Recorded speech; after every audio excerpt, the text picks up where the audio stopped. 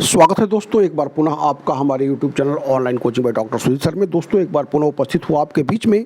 इससे पूर्व भी मैंने आपको यूपीएससी के पेपर फर्स्ट कि जितने भी सामान्य ज्ञान के प्रश्न हैं उस संदर्भ में हमने आपको टेस्ट सीरीज से, प्रैक्टिस सेट से, यूनिट फर्स्ट के प्रैक्टिस सेट से, टेस्ट सीरीज से आपको अवगत कराया था। मैंने प्रीवियस ईयर क्वेश्चन के माध्यम से भी उन सारे पैटर्नों से आपको अवगत कराने का प्रयास किया था कि किस तरह से 46, 47, 50 में प्रश्न आए हुए और किस तरह से सिलसिलेवार ढंग से पैटर्नों में परिवर्तन दृष्टिगत हो रहा है, किस तरह से 46, 47 के जो प्रश्नों के लेवल हैं 50 तक आते आते कैसे बदल रहे हैं और आने वाले जो एडवर्टाइजमेंट जो 51 है उसमें प्रश्नों का क्या पैटर्न हो सकता है, उस संदर्भ में लगातार आपके बीच में उपस्थित हूँ। और यह रिवाइज टेस्ट इस पर्पज़ से आपके बीच में लेकर आया हूँ कि आज के डेट में आप अपने आप को आकलित करें। सारी यूनिट्स को कवर करते हुए इन प्रश्नों को बनाया गया, सारे प्रश्न रिलेवेंट हैं।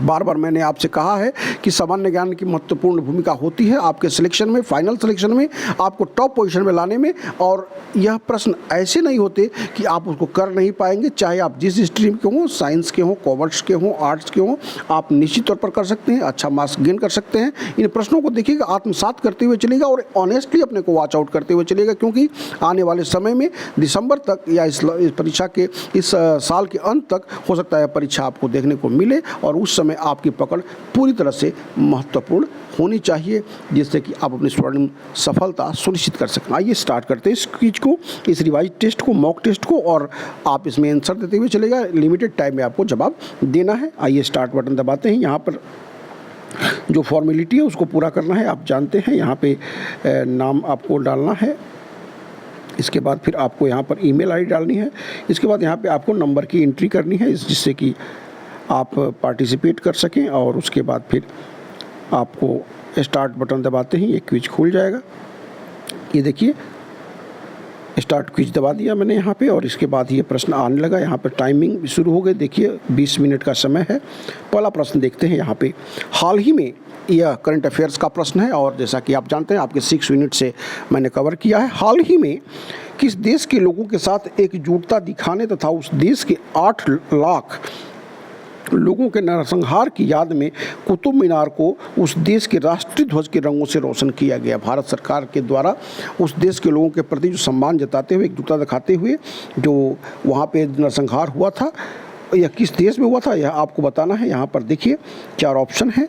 यह जो घटना हुई थी वह रवांडा में हुई थी और कुतुब मीनार को उस देश के रंग, जो झंडे का रंग है, उससे रोशन किया गया था। महत्वपूर्ण प्रश्न है, इसको ध्यान में रखिएगा। इंटरनेशनल और नेशनल इवेंट से ये प्रश्न आते रहे हैं। आगे बढ़ते हैं। अगला प्रश्न देखिए, पर्सनालिटी से है। नेशनल और इंटरनेशनल पर्सनालिटी से प्रश्न आते हैं। जून 2023 में अगले 5 साल के लिए निम्न में से किसे विश्व बैंक के 14वें अध्यक्ष, जिसे प्रेसिडेंट भी कहा जाता है, के रूप में चुना गया है? Who among the following has been elected as the 14th president of the world bank for the next 5 years in June 2023? महत्वपूर्ण प्रश्न है। करंट अफेयर्स को लेकर के बहुत सारी भ्रांतियां अभी भी हैं कि यह प्रश्न कौन सा लेंगे, अभी ये परीक्षा कराएंगे तो पुराने पेपर पे कराएंगे, नए पेपर पे कराएंगे, क्या होगा। लिहाजा आपको जो कुछ करंट अफेयर्स का दायरा है थोड़ा सा व्यापक हो जाएगा। जो कवर करने का है, नॉर्मली साल भर या 6 महीने के करंट अफेयर्स को पूछा जाता है, लेकिन यहाँ पर आपको थोड़ा सा दायरा बढ़ा के चलना होगा। यहाँ पर ये जो 4 ऑप्शन है, ऑप्शन में नहीं पढ़ता, आपको यहाँ पर जवाब देना है। यहाँ पर अजय बंगा इसका सही जवाब होगा। अजय बंगा को नेक्स्ट 5 years के लिए वर्ल्ड बैंक का प्रेसिडेंट बनाया गया। आगे बढ़ते हैं अगले प्रश्न की तरफ। और अगला प्रश्न देखिए, अब एक्सरसाइज से है। नॉर्मली एक्सरसाइज जो है 2 कंट्री के बीच में होता है उसको पूछा जाता है, लेकिन ये बहुत महत्वपूर्ण एक्सरसाइज है। और यह देखिए, अप्रैल 2024 में संपन्न भारत के सबसे बड़े हवाई सैन्य अभ्यास को क्या नाम दिया गया, जिसमें देश भर के सभी वायुसेना स्टेशन की भागीदारी रही? यहाँ पर 4 ऑप्शन देखिए, प्रश्न का उत्तर सोचिए, इसके बाद मैं आंसर बता दे रहा हूँ। गगन शक्ति इस ऑपरेशन का नाम था जो पूरे देश में संपन्न हुआ। आगे बढ़ते हैं और यहाँ देखिए आ गया स्पोर्ट्स से प्रश्न, और स्पोर्ट्स आपके सिलेबस का हिस्सा है, आप अवगत हैं। 1941 से प्रारंभ, अगर पूछता है कि यह ट्रॉफी कब से प्रारंभ हुई है, तो यह देश के आज़ादी से पहले यानी कि 1941 से यह संतोष ट्रॉफी है, जिसे राष्ट्रीय फुटबॉल चैंपियनशिप के तौर पर भी जाना जाता है, जिसको 2023-24 में 7वीं बार किसने जीता है? 7वीं बार किसने जीता है? यहाँ पर इस बार 2023-24 में, और यह 7वीं बार उसने जीता है। और 4 ऑप्शन यहाँ पर देखिए, और सर्विसेज इसका सही जवाब हुआ। आगे बढ़ते हैं, देश में रहकर अनुसंधान कर रहे, अनुसंधान की बात आती है, आप हायर एजुकेशन में प्रोफेसर बनने जा रहे हैं, लिहाजा इस तरह के प्रश्नों को आप देखते हुए चलिएगा। देश में रहकर अनुसंधान कर रहे 50 वर्ष या इससे कम आयु के वैज्ञानिक यानी युवा वैज्ञानिकों को दिया जाने वाला घनश्याम दास बिरला पुरस्कार 2023 किसे प्रदान किया गया है। 4 पर्सनालिटी यहाँ पर आप देखिए, चारों अपने फील्ड के रिनाउंड पर्सन हैं, लेकिन अदिति सेन को ये भौतिकी शास्त्र के वैज्ञानिक हैं और इनको यह पुरस्कार मिला है, घनश्याम दास बिरला पुरस्कार। आगे बढ़ेंगे अगले प्रश्न की तरफ, और अगला प्रश्न देखिए, महत्वपूर्ण प्रश्न है। और science and technology the part of your syllabus, प्रौद्योगिकी के क्षेत्र में चर्चा में रहा एरावत क्या है? What is Airawat that has been in the news in the field of technology? तो यहाँ पर 4 ऑप्शन देख लीजिए और इसके अकॉर्डिंगली आपको बताना है। यह जो प्रश्न है बहुत ही महत्वपूर्ण है। कृत्रिम बुद्धिमत्ता पर एआई बेस्ड जो है ये सुपर फास्ट कंप्यूटर, सी इसका सही जवाब हुआ। 500 कंप्यूटर जो पूरे वर्ल्ड के हुए थे, जर्मनी में जो प्रतियोगिता हुई थी उसमें भारत के इस कंप्यूटर को, सुपर कंप्यूटर को स्थान मिला था। एरावत अपने जहन में अवश्य रखिएगा। बढ़ेंगे अगले प्रश्न की तरफ और अगला प्रश्न आप देखिए रिलेटेड है आपके टीचिंग एप्टीट्यूड से, जो यूनिट 2 है आपका। शिक्षा की गुणवत्ता तथा सुदृढ़ शिक्षण वातावरण उपलब्ध कराने के लिए किस भारतीय राज्य ने, देखिएगा ध्यान दीजिएगा कि which Indian state has launch the Gunotsav 2024 program to enhance the quality of education and provide a strong learning environment। तो यहाँ पर किस राज्य ने शुरू किया है? अब यहाँ पर 4 ऑप्शन आप देख लीजिए। Assam is the right answer of this question. Now move to the question number 8 and this also based on what teaching aptitudes unit 2। बौद्ध दर्शन की शिक्षा, जो आपका विश्वविद्यालय अनुदान आयोग जो हायर एजुकेशन संबंधित प्रश्न पूछे जाते हैं उस संदर्भ में देखिए, बौद्ध दर्शन की शिक्षा संरक्षण और विस्तार के लिए पूरे भारत में अपने तरह का एकमात्र विश्वविद्यालय केंद्रीय तिब्बती अध्ययन विश्वविद्यालय central university for Tibetan studies कहाँ स्थापित किया गया? एकमात्र विश्वविद्यालय अपनी तरह का है और यह कहाँ स्थापित किया गया? यह अगर प्रश्न पूछता है, यूनिक प्रश्न है, चयनित किया है मैंने आपके लिए। मैंने बताया था आपसे कि किताबें वही होती हैं, एनसीईआरटी वही होता है, सारी पुस्तकें वही होती हैं, लेकिन हर एक साल प्रश्न बदल जाते हैं।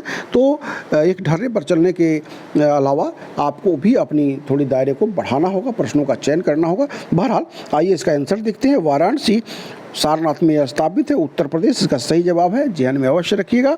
आगे बढ़ते अगले प्रश्न की तरफ और अगला प्रश्न देखिए, मन मानचित्रण माइंड मैपिंग जो विचारों के आरेख के रूप में दर्शाने की एक अभिनव तकनीक है जो आपकी दक्षता और समझ को बढ़ाती है, किसके द्वारा प्रस्तुत की गई है? महत्वपूर्ण प्रश्न दोस्तों। माइंड मैपिंग की बात जब भी आएगी तो वहाँ पर टोनी बुजान का नाम आएगा। Tony Buzan is the right answer of this question.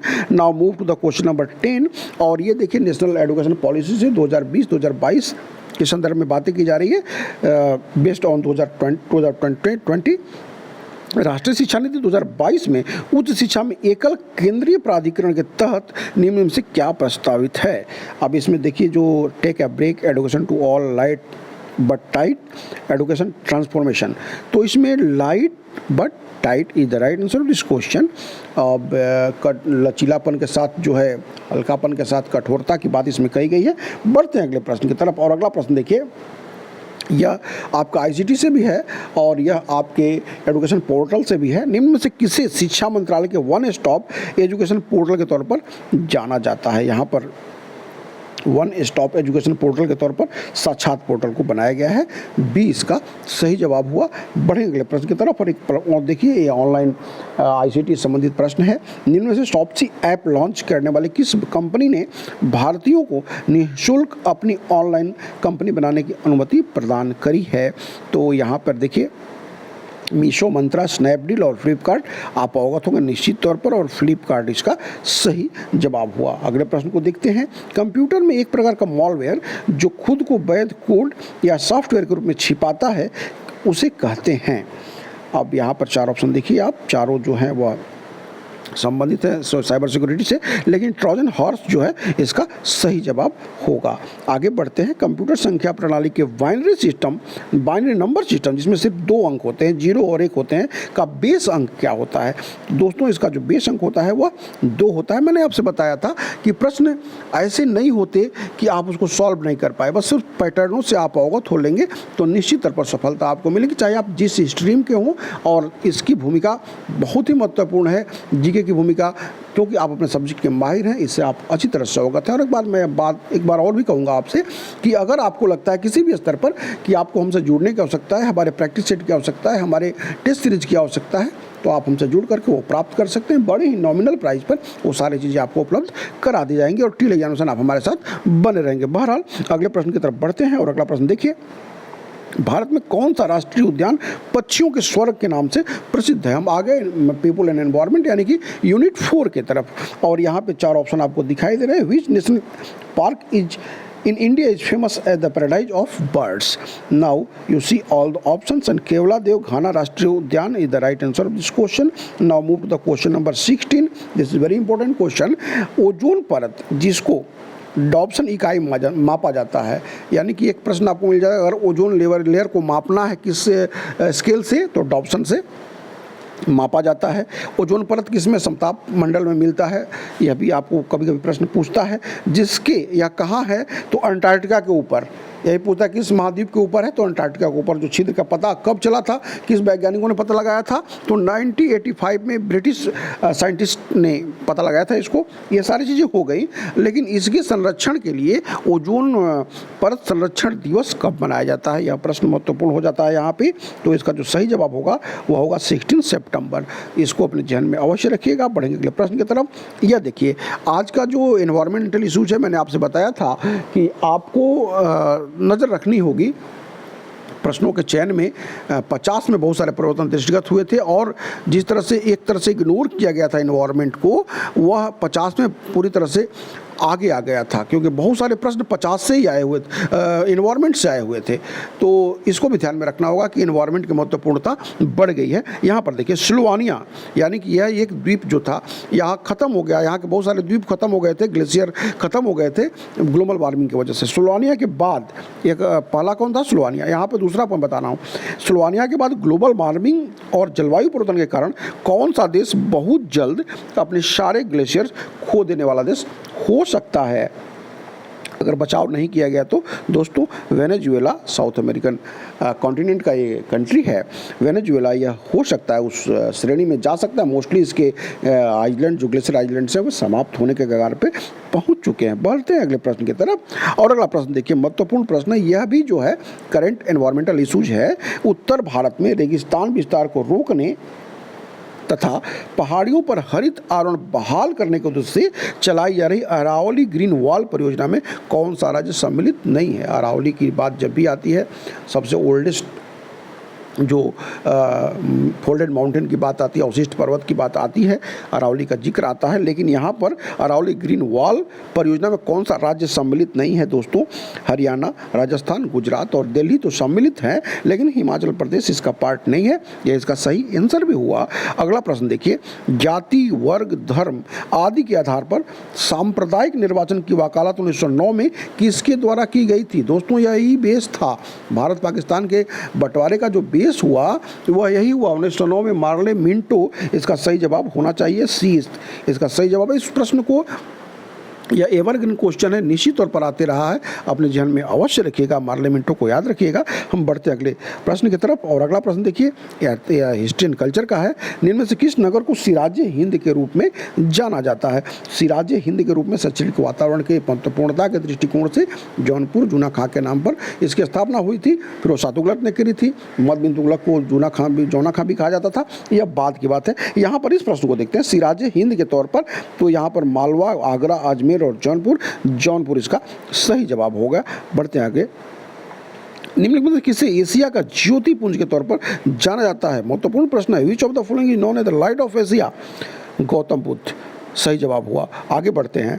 Rajya Sabha को भंग करने का अधिकार किसे प्राप्त है? दोस्तों, महत्वपूर्ण प्रश्न है, राज्यसभा से प्रश्न आते रहे हैं।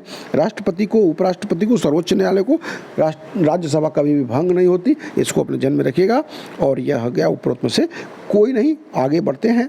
1976 में किस संविधान संशोधन के द्वारा शिक्षा, वन, नापतोल, जंगली जानवरों और पक्षियों के संरक्षण को राज्य सूची हटा करके संवर्धित सूची में शामिल कर दिया गया? इसमें मुख्य रूप से शिक्षा और जो जंगली जानवर पशु संरक्षण का प्रश्न पूछता है, वन को पूछता है कि राज्य सूची हटा करके कंकरेंट लिस्ट में शामिल किया गया था, तो इसको अपनी याद में रखिएगा कि किस संविधान संशोधन से, तो यह 42वें संविधान संशोधन से।